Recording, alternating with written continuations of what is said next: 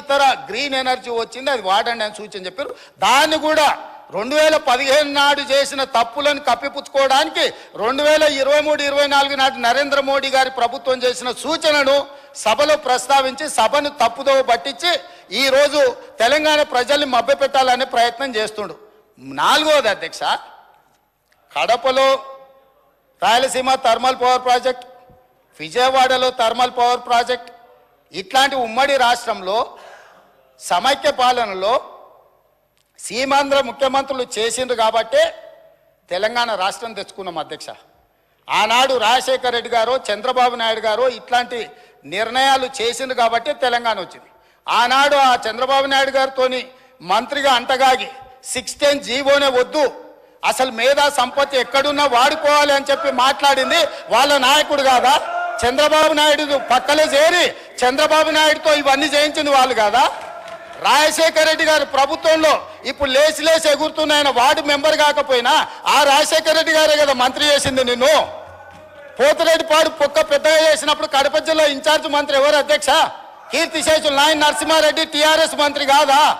రాజశేఖర రెడ్డి గారి పంచన చేరింది మీరు, చంద్రబాబు నాయుడు గారి పంచన చేరింది మీరు. ఈ తప్పిదాలకు మమ్మల్ని కాదు మీరు బాధ్యులు. మేము ఆ ప్రభుత్వంలో ఉన్న మా నాయకులు కాంగ్రెస్ యూపీఏ కేంద్రంలో అధికారంలో ఉన్న, రాష్ట్రంలో అధికారంలో ఉన్న శాసనసభను పార్లమెంటును స్తంభింపజేసి తెలంగాణ రాష్ట్రాన్ని సాధించిన పార్లమెంట్ సభ్యులు ఇక్కడ ఉన్నారు. ఇది మా నిబద్ధత. మీరు పదవుల కోసము పెదవులు మూసుకొని రాజశేఖర రెడ్డి మంత్రి పదవి ఇస్తే రాజశేఖర రెడ్డి దగ్గర ఊడిగం చేసింది మీరు. చంద్రబాబు నాయుడు గారు మంత్రి పదవులు ఇస్తే చంద్రబాబు నాయుడు గారి దగ్గర ఊడిగం చేసింది మీరు. మీరా మాకొచ్చి మా చిత్తశుద్ధిని ప్రశ్నించేది? తెలంగాణ బిల్లు వచ్చినప్పుడు ఆ ముందలి సీట్లో చంద్రబాబు నాయుడు గారు కూర్చున్నప్పుడు ఇప్పుడు ఆ మాగంటి గోపి కూర్చున్న అక్కడనే నిలబడ్డ అధ్యక్ష. నేను 53 నిమిషాలు తెలంగాణ రాష్ట్రం ఎందుకు కావాలి, సమైక్య రాష్ట్రంలో ఉమ్మడి పరిపాలనలో జరిగిన అన్యాయం మీద నిటారుగా నిలబడి అక్కడి నుంచి నేను మాట్లాడిన అధ్యక్ష. పునర్విభజన చట్టం వచ్చినప్పుడు ఆయనగా పక్కలో కూర్చుని ఆయన ఏడున్నాడు, ఆయన మాట్లాడింది కదా, తీయండి ఏం మాట్లాడిండు. నేను మాట్లాడింది తీయండి అధ్యక్ష. తెలుగుదేశంలో ఉన్న నేను తెలంగాణకు జరిగిన అన్యాయం మీద, ఎడారిగా మారి వలసలు పోతున్న పాలమూరు కష్టాల మీద, తట్ట పని, పార పని, మట్టి పని మీద నేను మాట్లాడిన అధ్యక్ష. వీళ్ళు మాట్లాడలే. నేను ఇవాళ సూటిగా సవాలు విసురుతున్న అధ్యక్ష. ఇవాళ మీ ఎదురుగా పార్లమెంట్లో రికార్డులు తీయండి. పాలమూరులో ఊరు లేకపోయినా, పార్లమెంటులో నోరు తెరవకపోయినా ఇవాళ తెలంగాణ తెచ్చినానికి కేసీఆర్ గొప్పలు చెప్పుకుంటాడు. నేను ఈ ఉమ్మడి రాష్ట్రంలో, ఉమ్మడి ఆంధ్రప్రదేశ్ శాసనసభలో నేను ఎంత మాట్లాడిన తెలంగాణ మీద, సేమ్ సమయంలో పార్లమెంట్లో చంద్రశేఖరరావు నోరన్న దర్శిలో రికార్డు తీయండి అధ్యక్ష. ఎవరో చేస్తే, ఎవరో త్యాగం చేస్తే ఆ త్యాగాల పునాదుల మీద, ఆత్మ బలిదానాలు చేసుకున్న శవాల మీద అధికారంలోకి వచ్చిన వీళ్ళు ఈరోజు మమ్మల్ని అధ్యక్ష తప్పులు పట్టేది. చివరిగా ఇంకొక మాట అధ్యక్ష, ఒక జర్నలిస్టు గురించి మాట్లాడాడు. జర్నలిస్టు ఏదో పెడితే కేసు పెట్టిరని. పాపం ఆయనకు తెలియదు, తెలుసుకోవాలి. ఆ జర్నలిస్ట్ పేరు నేను ఇక్కడ ప్రస్తావిస్తే బాగుండదు. ఆ జర్నలిస్ట్ని పోయి అడగాలి ఆ మాజీ మంత్రి గారు. ఆ జర్నలిస్టు ఒక టీవీ ఛానల్కు సీఈఓ.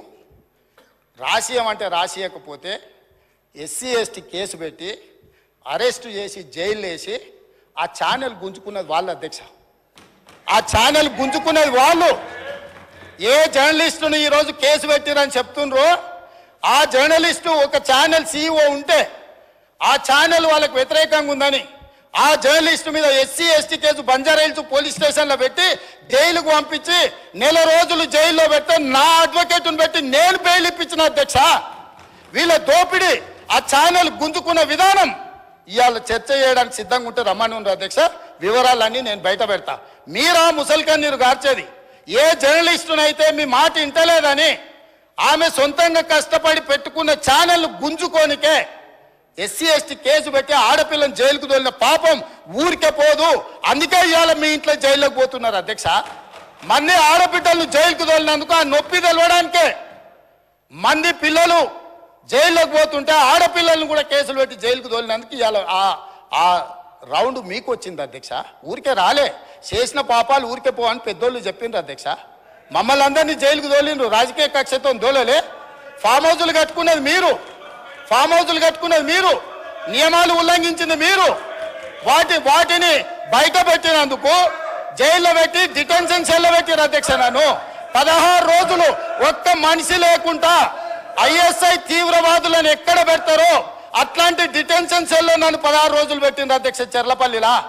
నేను భయపడలే, లొంగిపోలే, నిలబడి నిటారుగా కొట్లాడిన అధ్యక్ష. మీరు జైలుకు తోలితే భయపడేటోళ్ళు ఎవ్వరు లేడు. అబద్ధాలు చెప్పి ప్రజల్ని మభ్యపెడితే ప్రజలేమో అమాయకులు కాదు. మీరు చేసిన అన్యాయాన్ని కళ్ళతో చూసింది కాబట్టే మనకు ఎన్నికల్లో గుండు సున్నా ఇచ్చారు అధ్యక్ష. అందుకే ఈరోజు నేను చెప్తున్నా, విద్యుత్ మీద మీరు ఎంత తక్కువ మాట్లాడితే అంత మంచిది. అవి అన్నీ కూడా ఆమోదింపజేసుకుంటే చర్చ లేకుండా మీరు ముందుకు వచ్చి ఈ ప్రభుత్వానికి సహకరించి ఈ అన్ని కూడా గ్రాంట్స్ ఆమోదించుకుంటే రాష్ట్రం ప్రశాంతంగా పరిపాలిస్తాం, సమస్యలు పరిష్కరిస్తాం అధ్యక్ష. ఒకవేళ వీళ్ళకంత కోరికుంటే మళ్ళా ఫస్ట్ సెకండ్ నాడు ఆల్రెడీ లెజిస్లేటివ్ అఫేర్స్ మినిస్టర్ గారు తమరిని రిక్వెస్ట్ చేశారు, తమరు ఫస్ట్ సెకండ్ కూడా సభ నడుపుతామన్నారు. ప్రత్యేకంగా 10 సంవత్సరాల వాళ్ళ పరిపాలన మీద, వాళ్ళ గొప్పతనాల మీద రాత్రింబగళ్ళు సభ వాయిదా వేయకుండానే 1 గంట కూడా విరామం ఇవ్వకుండా చర్చకు మేము సిద్ధంగా ఉన్నాము. ఇవాళ సభ్యులకు నా సూచన ఒక్కటే, గ్రాంట్స్ మీద మీ సూచనలు ఏమని ఉంటే ఇవ్వండి, మాకు అభ్యంతరం లేదు. అంతే తప్ప ఇట్లాంటి ఊకదంపుడు ఉపన్యాసాలు మీరు మాట్లాడిన కొద్దిగా మీరు అబద్ధాలు చెప్పడం మానకపోతే నేను నిజాలు చెప్పడం కూడా మానాను అధ్యక్ష. మీరు ఎంత అబద్ధాలు చెప్తే నేను అంత నిజాలు చెప్తా. కాబట్టి తమరు వారికి ఆదేశాలు ఇచ్చి డైరెక్ట్గా సబ్జెక్ట్కి కన్ఫైన్ అయ్యి మాట్లాడిపించి ఇవన్నిటిని కూడా ఆమోదింపజేయాల్సిందిగా తమరికి విజ్ఞప్తి చేస్తున్నా అధ్యక్ష.